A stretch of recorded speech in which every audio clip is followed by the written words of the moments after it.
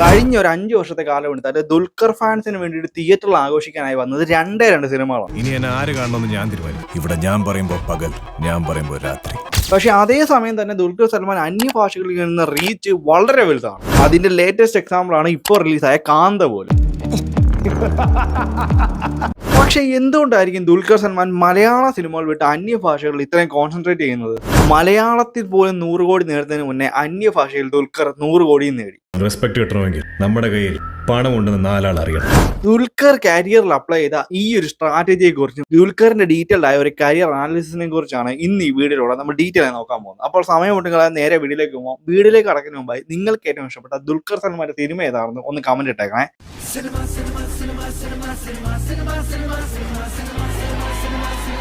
Cinema facts Malayalam സിനിമയെക്കുറിച്ച് എന്തും ചർച്ച ചെയ്യപ്പെടും. ദുൽഖറിന്റെ ടോട്ടൽ ഫിലിമോഗ്രഫി എടുത്താൽ തന്നെ ഒരു വൻ വാളിപ്പടം അല്ലെങ്കിൽ അട്ടർ വേസ്റ്റ് ആയ ഒരു മലയാള പടം പുള്ളിയുടെ കരിയറിലേ ഇല്ല. അന്യഭാഷയിലൊക്കെ നോക്കിയാൽ ഈ സോയാ ഫാക്ടറി പോലുള്ള സിനിമയൊക്കെ ഉണ്ടെന്ന് പറഞ്ഞാലും മോളിവുഡിൽ പുള്ളി അത്ര അട്ടർ വേസ്റ്റ് ആയ സംഭവങ്ങൾ പുള്ളി ചെയ്യാൻ ശ്രമിച്ചിട്ടില്ല. അതിപ്പോ പറഞ്ഞു വന്നാല് നിവിൻ പോളിയുടെ സാറ്റർഡേ നൈറ്റ് അല്ലെങ്കിൽ പൃഥ്വിരാജിന്റെ സോജപ്പൻ എന്നുള്ള ക്യാരക്ടർ ഇതേപോലെ എടുത്ത് വൻ ഊക്കാൻ പറ്റിയ ക്യാരക്ടറുകളൊന്നും ദുൽഖർ ചെയ്തിട്ടില്ല. ആക്ച്വലി പുള്ളിയുടെ യമണ്ടൻ പ്രേമാത ഒരുപക്ഷെ നിങ്ങൾക്ക് പറയാൻ പറ്റുമായിരിക്കും. പക്ഷെ യമണ്ടൻ പ്രേമാത ആയാലും കോത്തരാജു ആയാലും ഇത് രണ്ടെണ്ണം പുള്ളിയുടെ ലിമിറ്റേഷൻസിനെ ബ്രേക്ക് ചെയ്യാൻ വേണ്ടി എടുത്ത സിനിമകളാണ്. പക്ഷെ അതേസമയം നിങ്ങൾക്ക് ശ്രദ്ധിച്ചാൽ മനസ്സിലാവും നിവിന്റെ ഏറ്റവും സേഫ് സോണാണ് പുള്ളിക്കാരന്റെ കോമഡി. ആ കോമഡിയിലാണ് പുള്ളിക്കാരൻ അവിടെ ഫെയിൽ ആയി പോയത്. പൃഥ്വിരാജിന്റെ തന്നെ എടുത്തു നോക്കിയാൽ തന്നെ പൃഥ്വിരാജ് ഒരു വൻ മാസ് ഓറയുള്ളൊരു ഹീറോയാണ്. പക്ഷെ എന്നിട്ട് പോലും പുള്ളിക്കാരന്റെ സിംഹാസനം ഹീറോ പോലെ പുള്ളി ആ മാസ് ചെയ്യുന്ന കാര്യത്തിലും പരാജയമായപ്പോയ സിനിമകളുണ്ട്. പക്ഷെ അതേസമയം ദുൽഖർ പുള്ളിയുടെ സേഫ് സോൺ വിട്ട് ഒന്ന് മാറ്റി ചിന്തിച്ച സിനിമകളാണ് യമണ്ടൻ പ്രേമത പോലുള്ള സിനിമകൾ. ഒരുപക്ഷെ ആ യമണ്ടൻ പ്രേമതയൊക്കെ നിവിൻ പോളി ചെയ്യുവാണെങ്കിൽ ഉറപ്പായിട്ടും അന്ന് ബ്ലോക്ക് ബസ്റ്ററായി മാറിയേനെ. എന്നാൽ പോലും യമണ്ടൻ പ്രേമത സേഫ് ആക്കാൻ ഇതേ ദുൽഖറിന് അന്നത്തെ സ്റ്റാറിനും കിട്ടുപറ്റി. അതിൽ തന്നെ ഇപ്പൊ കൊത്തരാജുവിന്റെ കിങ് ഓഫ് കൊത്തയൊക്കെ നമുക്ക് സ്പൂഫ് ലെവലിൽ കണ്ടിരിക്കാനെങ്കിലും പറ്റും. ആദ്യം ഒന്ന് കുരയ്ക്കും, പിന്നെ വാലാട്ടിക്കൊണ്ട് ഓടി വരും. അതേസമയം സോജപ്പന്റെ കാലണ്ടറോ അല്ലെങ്കിൽ നിവിൻ പോലുള്ള സാറ്റർഡേ നൈറ്റോ ഒക്കെ നമുക്ക് ഒരു 10 മിനിറ്റ് പോലും കണ്ടിരിക്കാൻ പറ്റത്തില്ല. ഇതേപോലെ തന്നെ നല്ല വൃത്തിയായിട്ട് കോമഡി ചെയ്യുന്ന ഒരാളാണ് ഫഹദ് ഫാസിൽ. ഞാൻ പ്രകാശിനകത്തായാലും അല്ലെങ്കിൽ ഇന്ത്യൻ പ്രണയതയ്ക്കകത്തായാലും ഒക്കെ നല്ല രീതിയിൽ കോമഡി ചെയ്തിട്ടുണ്ട്. പക്ഷെ ഇതേ ഫഹദ് ഫാസിൽ തന്നെയാണ് ഈയിടെ ഓടുംകുതിര ചാടുകുതിര എന്നൊക്കെ പറയുന്ന പടത്തിൽ കോമഡി എന്നുള്ള പേരിൽ എന്തോ കാണും ചോദിച്ചത്. ഓക്കെ, അക്സെപ്റ്റ് ചെയ്യുന്നു. ദുൽഖറിന് കോമഡി ഒരു സേഫ് സോൺ അല്ല. അല്ലെങ്കിൽ ഒരു റിച്ച് ബോയ്, അതായത് നമ്മുടെ ABCDക്ക് അത് കണ്ടകൂട്ടൊക്കെയുള്ള കോമഡി ആണെങ്കിൽ പുള്ളിക്ക് ഓക്കെ ആയിരിക്കും. പക്ഷെ ഒരു നാടൻ വേഷത്തിൽ വന്നുള്ള ഒരു കോമഡി ഒന്നും ദുൽഖറിന് സെറ്റ് ആകുന്ന കാര്യമല്ല. അതുകൊണ്ട് തന്നെ ആ ഒരു ലിമിറ്റേഷൻ മാറ്റം നോക്കിയപ്പോഴാണ് ശരിക്കും പറഞ്ഞാൽ ദുൽഖർ പരാജയപ്പെട്ടു പോയത്. 2012 റിലീസായ തെക്കൻ ഷോ മുതൽ 2019 വരെ, അതായത് ഒരു 7-8 വർഷത്തോളം മോളിവുഡിൽ തന്നെ വളരെ തിരക്ക് പിടിച്ച ഒരു നായകനായിരുന്നു ഇതേ ദുൽഖർ സൽമാൻ.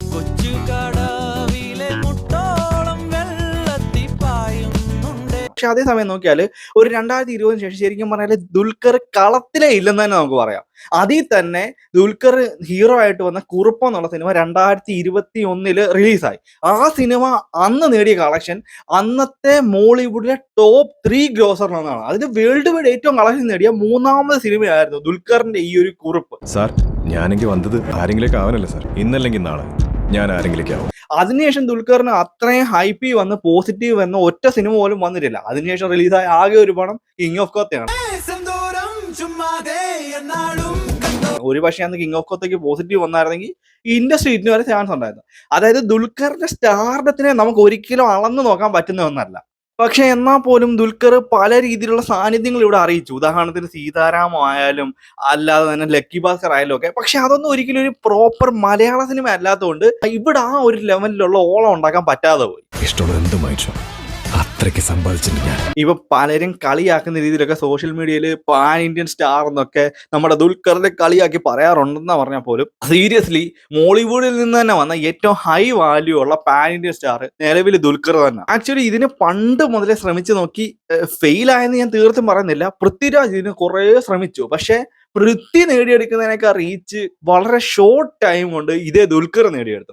പണ്ട് കാലത്ത് മമ്മൂക്കയ്ക്കും ഇതേപോലെ റീച്ച് പെട്ടെന്ന് ഉണ്ടാക്കാൻ പറ്റിയായിരുന്നു. പക്ഷെ പുള്ളിക്കാരൻ അത് കണ്ടിന്യൂ ചെയ്യാതെ മലയാളത്തിൽ മാത്രമായിട്ട് സിനിമകൾ ചെയ്തുകൊണ്ടിരുന്നു. അതുകൊണ്ട് തന്നെ അന്യഭാഷകളിൽ പുള്ളിക്ക് ഇന്നും ഒരു ജനപ്രീതി ഉണ്ട്. അതിപ്പോ ലാലേട്ടനും ഉണ്ട്. പക്ഷെ അന്യഭാഷയിലൊന്നും ഒരു ഫാൻ ബേസ് ഉള്ള ആക്ടറായിട്ട് മമ്മൂക്കയ്ക്ക് മാറാൻ സാധിച്ചില്ല.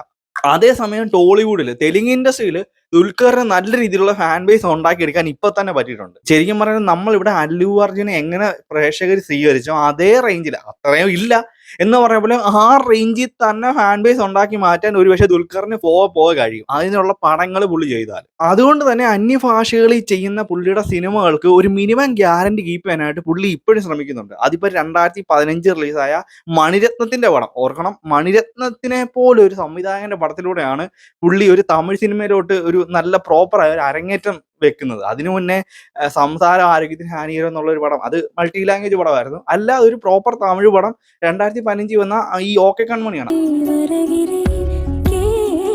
അപ്പൊ അതേപോലൊരു പടത്തിലൂടെ അരങ്ങേറ്റം കുറിച്ചിട്ട് ഇന്നും നല്ലൊരു സിനിമ എങ്ങനെ എടുക്കാമെന്ന് പുള്ളിക്ക് നല്ല രീതിയിൽ അറിയാം. അങ്ങനെ ഓക്കെ കൺമണി പോലുള്ള സിനിമകളൊക്കെ ഹിറ്റായി ഒരു നല്ല രീതിയിലുള്ളൊരു ഓളം തമിഴ്നാട്ടിൽ ദുൽഖർ ഉണ്ടാക്കിയ ഒരു ടൈം ഉണ്ടായിരുന്നു. ആ ടൈമിൽ മലയാളത്തിലും തമിഴിലും കൂടെ ഒന്നിച്ച് റിലീസ് ചെയ്യുന്ന സിനിമയായിരുന്നു സോളോ. പക്ഷെ ഈ സോളോ എന്നുള്ള സിനിമ എന്ത് സംഭവിച്ചത് നമുക്ക് എല്ലാവർക്കും അറിയാം. പക്ഷെ അതിൽ ശിവ എന്നുള്ള ക്യാരക്ടറൊക്കെ എന്ത് അടിപൊളിയായിട്ടാണ് ദുൽഖർ ചെയ്തേക്കുന്നത്. പക്ഷെ ആ ഒരു സാധനം പറ്റാഞ്ഞത് കൊണ്ട്, ആ ഒരു പടത്തിന് വിചാരിച്ച രീതിയിലുള്ള ഒരു ഹൈ കിട്ടാഞ്ഞത് കൊണ്ട് തന്നെ ദുൽഖർ പിന്നെ അതേപോലുള്ള സംഭവങ്ങൾ ചെയ്യാതെ അതിൽ നിന്നൊക്കെ വ്യത്യസ്തമായിട്ട് ചിന്തിക്കാൻ തുടങ്ങി.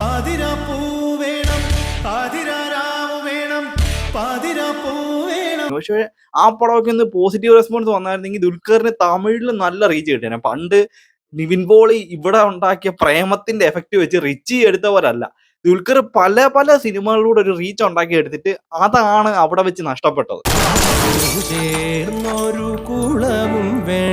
പക്ഷെ എന്നിട്ട് പോലും പിന്നെ നല്ല സിനിമകൾ വന്നു, ഈ കണ്ണും കൊള്ളയെടുത്താറ് പോലുള്ള സിനിമകൾ വന്ന് പിന്നെ ആ റീച്ചൊക്കെ തിരിച്ചു പിടിച്ചു. പക്ഷെ സോളോ നല്ലൊരു ഹൈപ്പിലായിരുന്നു റിലീസായത്.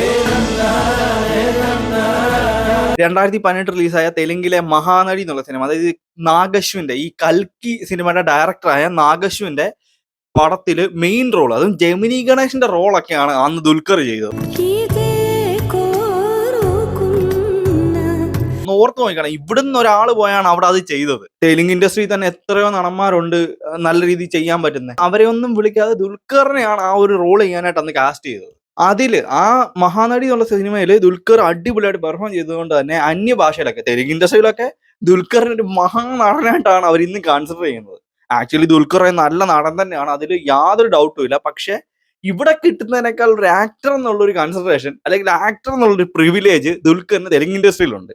അതുകൊണ്ട് തന്നെ തെലുങ്ക് ഇൻഡസ്ട്രിയിലെ ഒരു വലിയ ഹീറോ ആയിട്ട് ഇന്നും അവർ ദുൽഖറിനെ കൺസിഡർ ചെയ്യുന്നുണ്ട്. വലിയ ഹീറോ എന്ന് വെച്ചാൽ ഞാൻ അല്ലു അർജുൻ പ്രഭാസ് ലെവലല്ല പറയുന്നത്, ഒരു നോർമൽ ഒരു ദത്തുപുത്രൻ ആ ഒരു റേഞ്ചിൽ ദുൽഖറിനെ അവർ പരിഗണിക്കുന്നുണ്ട്. പക്ഷെ അതേസമയം ഒരു പ്രോപ്പർ പ്രൊമോഷനോട് കൂടി അല്ലെങ്കിൽ ഒരു നല്ല ഹൈപ്പോട് കൂടി ഇവിടെ ഒരു പടം വന്നാൽ ദുൽഖർ നേടാൻ പോകുന്ന ബോക്സ് ഓഫീസ് നമ്പർ നമുക്ക് പ്രെഡിക്റ്റ് ചെയ്യാൻ പറ്റത്തില്ല. അത് വേറൊരു ഫാക്ടർ. അതിന്റെ വലിയൊരു എക്സാമ്പിൾ ആണ്, അതായത് ദുൽഖറിന്റെ യമണ്ടന്റെ പ്രേമകഥ ഫ്ലോപ്പ് അല്ലെ ഒരു ആവറേജ് ഹിറ്റ്, അത് കഴിഞ്ഞ് വന്ന വരനെ ആവശ്യമുണ്ടെന്നുള്ള സിനിമ മൾട്ടി, അത് കഴിഞ്ഞ് വന്ന കുറുപ്പ് എന്നുള്ള സിനിമ അന്ന് ടോപ്പ് 3 ഗ്രോസർ ഏകദേശം 80 കോടിക്ക് അടുത്താണ് അന്ന് കളക്ഷൻ വന്നത്.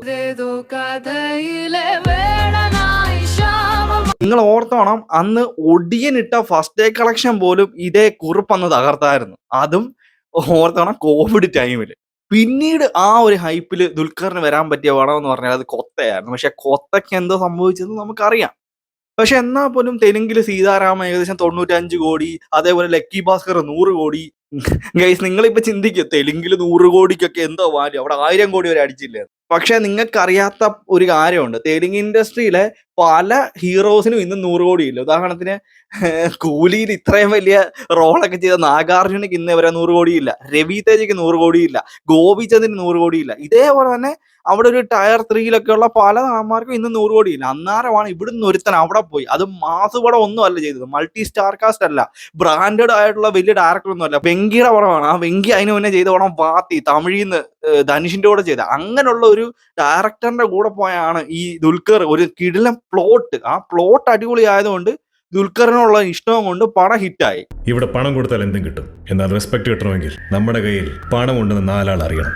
അല്ലാതെ ദുൽഖർ അവിടെ ഒരു ആക്ടറുടെ ക്യാമിയോയോ ഒന്നും ആവശ്യമില്ലായിരുന്നു ദുൽഖറിനെ അവിടെ റീച്ച് ഉണ്ടാക്കാനും 100 കോടി അടിക്കാനും. നമ്മുടെ ഇൻഡസ്ട്രിയിൽ നിന്നുള്ള ആര് പോയിട്ട് ഒരു അന്യഭാഷയിൽ 100 കോടി അടിച്ചിട്ടുണ്ട്? ഈ ഒരു ചുരുങ്ങിയ കാലം കൊണ്ട് തന്നെ ഒരുപാട് വലിയ വലിയ സംവിധായകരുടെ സിനിമയിൽ സാന്നിധ്യമാവാൻ പറ്റി എന്നുള്ളത് ദുൽഖറിന്റെ വലിയൊരു നേട്ടമാണ്. ഉദാഹരണത്തിന് മണിരത്നത്തിന്റെ കൂടെയുള്ള പടവും, ഇതുകൂടാതെ കൽക്കി സിനിമയിലെ ആ ഒരു റോളും, ചുപ്പ് എന്നുള്ള സിനിമയിൽ സണ്ണി ഡിയോളിന്റെ കൂടെയുള്ള പെർഫോമൻസും എല്ലാം, അതായത് ചെറിയ കാലം കൊണ്ട് തന്നെ ദുൽഖർ ആ ഒരു റീച്ചും ഇതുകൂടാതെ ഇവരുടെ എല്ലാം ഒരു റെക്കഗ്നേഷനും എല്ലാം പുള്ളിക്ക് കിട്ടി. പക്ഷെ ഇങ്ങനെല്ലാം പാൻ ഇന്ത്യൻ റീച്ച് കിട്ടുന്ന ടൈമിലും വലിയ വലിയ ഓഫറുകൾ ദുൽഖർ വേണ്ടെന്ന് വെച്ചിട്ടുണ്ട്. പക്ഷെ ആ ഓഫർ വേണ്ടെന്ന് വെച്ചതൊക്കെ നന്നായിരുന്നു എനിക്ക് തോന്നുന്നുള്ളൂ. കാരണം അതിലൊന്നാണ് ഇന്ത്യൻ 2 എന്നുള്ള സിനിമയിൽ ബോബി സിംഹ ചെയ്ത റോൾ. അതായത് ഇന്ത്യൻ 2 എന്നുള്ള സിനിമയിൽ ആക്ച്വലി ഇന്ത്യൻ 2 പ്ലാൻ ചെയ്യുന്ന സമയത്ത് ആദ്യം ഉണ്ടായിരുന്ന കാസ്റ്റിംഗ് എന്ന് പറഞ്ഞാൽ ശിവകാർത്തികനായിരുന്നു സിദ്ധാർത്ഥിന്റെ റോളിൽ. അതേപോലെ തന്നെ ദുൽഖർ സൽമാൻ നമ്മുടെ ബോബി സിംഹയുടെ റോൾ ചെയ്യും. അങ്ങനെയുള്ളൊരു പടമായിട്ടാണ് ആദ്യം കാസ്റ്റ് ചെയ്തത്. പക്ഷേ ദുൽഖർ വേണ്ടെന്ന് വെച്ചു, പിന്നെ ശിവകാർത്തികനും വേണ്ടെന്ന് വെച്ചു. Great escape. അതുകൂടാതെ തന്നെ തഗ് ലൈഫ് സിനിമയിൽ അശോക് സെൽവന്റെ റോളാണോ എസ്റ്റിയാന്റെ റോളാണോ എന്ന് ഇപ്പോഴും എനിക്ക് കറക്റ്റ് ആയിട്ട് അറിയത്തില്ല. അറിയാമെങ്കിൽ കമന്റ് ചെയ്യുക. ആ ഒരു റോളിലോട്ട് ഇതേ ദുൽഖറിനെ വിളിച്ചു. ദുൽഖർ അത് ചെയ്യാതാണ് അന്ന് ലക്കി ഭാസ്കർ ചെയ്തത്. എന്തുകൊണ്ടും നന്നായില്ലയോ? ലക്കി ഭാസ്കറിന്റെ കളക്ഷൻ തഗ് ലൈഫിന് കിട്ടിയില്ല. അതായത് കമലും എസ്റ്റിആറും മണിരത്നവും കൂടെ വന്ന പടം, AR റഹ്മാൻ മ്യൂസിക് ചെയ്ത പടം, എന്നിട്ട് പോലും ആ ഒരു കളക്ഷനേക്കാൾ കൂടുതൽ ലക്കി ഭാസ്കറിന് കിട്ടി. ലക്കി ഭാസ്കറിന്റെ കളക്ഷൻ കൊണ്ട് മാത്രമല്ല, കരിയറിലെ ഏറ്റവും one of the best movie ever എന്ന് നമുക്ക് പറയാൻ പറ്റും. കാരണം ദുൽഖറിന്റെ ഫിലിമോഗ്രഫി പരിശോധിച്ചാൽ തന്നെ നല്ലൊരു പടമാണ് ഇന്ന് ലക്കി ഭാസ്കർ. പക്ഷെ എന്നാൽ പോലും ദുൽഖറിന്റെ കയ്യിൽ നിന്ന് മിസ്സായ ഒരു പടമുണ്ട്. അതാണ് നമ്മുടെ അന്ധാധുൻ എന്നുള്ള സിനിമ. അതായത് ആയുഷ്മാനൊക്കെ ഹിന്ദി ചെയ്ത അന്ധാധുൻ, ആ സിനിമ മലയാളത്തിൽ വരെ പൃഥ്വിരാജ് റീമേക്ക് ചെയ്ത് പ്രമോ എന്നും പറഞ്ഞു. എന്താ അന്ധാധുൻ അത് കഴിഞ്ഞ് തെലുങ്കിലും തമിഴിലും കന്നഡയിലോ ഏതൊക്കെയോ ലാംഗ്വേജിൽ റീമേക്ക്. ഒരു പക്ഷേ അന്ന് ദുൽഖർ ചെയ്തായിരുന്നെങ്കിൽ ആ സിനിമയിലെ പെർഫോമൻസിന് ഹീറോയ്ക്ക് നാഷണൽ അവാർഡ് വരെ അന്ന് കിട്ടും.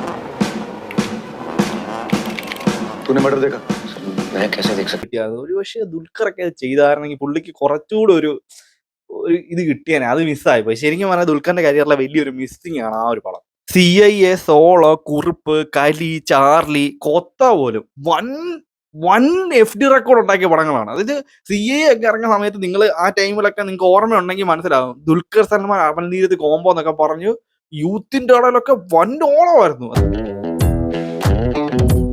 അതായത് ആ പടം ആക്ച്വലി എനിക്ക് തോന്നുന്നു ഫസ്റ്റ് റെക്കോർഡുകളെല്ലാം ബ്രേക്ക് ചെയ്ത പടം വന്നു. ആ റേഞ്ചിലായിരുന്നു ഓളം. പക്ഷെ പടത്തിന് ആ ഒരു റേഞ്ച് കിട്ടിയില്ല.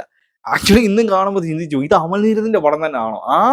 ആ ഒരു പക്ഷെ അതൊക്കെ ഒന്ന് പോസിറ്റീവ് വന്നായിരുന്നെങ്കിൽ. നമുക്ക് തന്നെ അറിയാം, മമ്മൂട്ടി, മോഹൻലാൽ, വിജയ് ഇവർക്ക് ശേഷം വന്ന ഏറ്റവും വലിയ ക്രൗഡ് പുള്ളർ അത് ദുൽഖർ തന്നെയാണ്. അതിന്റെ എക്സാമ്പിൾ ആണ് ആ ഒടിയൻ റെക്കോർഡൊക്കെ ദുൽഖർ തകർത്തത്. ഇതുകൂടാതെ തന്നെ ഇത്രയധികം സിനിമകൾക്ക് FD റെക്കോർഡ് ഹൈ ആക്കാനും ഇതേ ദുൽഖറിനെ കൊണ്ട് പറ്റിയിട്ടുണ്ട്. ആവറേജിന് താഴെ നിന്ന് യമണ്ടൻ പ്രേമത ഹിറ്റ് ആക്കാനും കൊമേഴ്ഷ്യൽ എലമെന്റ്സ് ഇല്ലാത്ത കമ്മട്ടിപ്പാണ ഹിറ്റ് ആക്കാനും ഇതുകൂടാതെ സുരേഷ് ഗോപിയുടെ കംബാക്ക് എന്നുള്ള പേരിൽ വന്ന് അത്യാവശ്യം ലാഗ് ഒക്കെ ഉണ്ടായിരുന്ന വളരെ ആവശ്യമുണ്ടെന്നുള്ള പടം ഹിറ്റാക്കാനും എല്ലാം ദുൽഖറിനന്ന് പറ്റിയിട്ടുണ്ട്. ഇത് കൂടാതെ ആ ടൈമിൽ ക്യാമിയോ വന്ന പടങ്ങളുണ്ട്. ഇപ്പൊ പറവ, അതുകൂടാതെ ആൻമരി കാലിപ്പിനാണ്, ഇതുപോലുള്ള പടങ്ങള് പുള്ളിയുടെ ക്യാമിയോ വെച്ച് വരെ പുള്ളി സേഫ് ആക്കിയിട്ടുണ്ട്. അതില് പറവ സിനിമയിലൊക്കെ റോളൊക്കെ ഇന്നും എന്താ പറയാ ഫാൻസിന്റെ ഇടയിലായാലും അല്ലാതായാലും എന്ത് സാധനമാ. സൗബിനും പുള്ളിയും കൂടെ ഒരു പണം വരുവാണെങ്കിൽ എന്ത് അടിപൊളിയായിരിക്കും. ഇതിൽ തന്നെ ദുൽഖറിന്റെ ആദ്യം റിലീസായ ആ ഒരു സെക്കൻഡ് ഷോ എന്നുള്ള പടത്തിൽ തന്നെ പുള്ളിയുടെ പെർഫോമൻസിന്റെ ലെവൽ നമുക്ക് മനസ്സിലാവും. അതേസമയം ഈ എന്താ പറയാ ഈ നെപ്പോ കിഡ്സ് എന്ന് പറയപ്പെടുന്നവരൊക്കെ ഉണ്ട്. ഇപ്പൊ ഗോകുൽ സുരേഷ് ആയാലും കാളിദാസ് ജയറാം ആയാലും പ്രണവ് മോഹൻലാൽ ആയാലും ഇവരുടെയൊക്കെ ഫസ്റ്റ് പടങ്ങളെ വെച്ച് നോക്കുമ്പം ദുൽഖർ ഒരു അതിഗംഭീര ആക്ടറാണ് നമുക്ക് പറയേണ്ടി വരും. ആ റേഞ്ച് പെർഫോമൻസ് ആണ് ഫസ്റ്റ് പടത്തിൽ പുള്ളി ചെയ്തേക്കുന്നത്. അത് കഴിഞ്ഞ് വന്ന സെക്കൻഡ് പടത്തിൽ ഉസ്താദ് ഹോട്ടലിൽ തിലകന്റെ കൂടെ ഒക്കെ നിന്നുള്ള പെർഫോമൻസ്, അത് തിലകനെപ്പോൾ ലെജൻഡറി ആ ഒരു ആക്ടറിന്റെ കൂടെ നിന്ന് കട്ടയ്ക്ക് പുള്ളിക്ക് പെർഫോം ചെയ്യാൻ പറ്റി. നമ്മളെ കിസ്മത്തൊക്കെ നമ്മൾ തന്നെ ഉണ്ടാക്കുന്ന ഉപ്പ. സോ പുള്ളി അന്നേ എന്താ പറയാ എസ്റ്റാബ്ലിഷ്ഡ് ആണ്. പുള്ളി അന്നേ തെളിയിച്ചിട്ടുണ്ട് അയാളുള്ള ആക്ടർ എത്രത്തോളം വന്ന്. ABC എന്നുള്ള സിനിമയിലൊക്കെ എന്ത് കോമഡി ടൈമിംഗ് ആ പുള്ളിക്കുള്ളത്. ഇത് കൂടാതെ നമ്മൾ തീവ്രമായാലും അങ്ങനെയുള്ള സിനിമകളിലെല്ലാം അടിപൊളി പെർഫോമൻസ് ആണ് പുള്ളി ചെയ്തത്. അതിന്റെയൊക്കെ ലേറ്റസ്റ്റ് എക്സാമ്പിൾ ആണ് ഇപ്പം വന്ന കാന്ത. എന്തായാലും ഇനി വരാൻ പോകുന്ന ഐ ആം ഗെയിം എന്നുള്ള സിനിമയും ആക്ച്വലി ഭയങ്കര ഹോപ്പാണ്. അതിനെക്കുറിച്ചുള്ള കാര്യം നിങ്ങളൊന്ന് കമന്റ് ഇട്ടേക്കണം. പിന്നെ കാന്തയെക്കുറിച്ചുള്ള അഭിപ്രായം.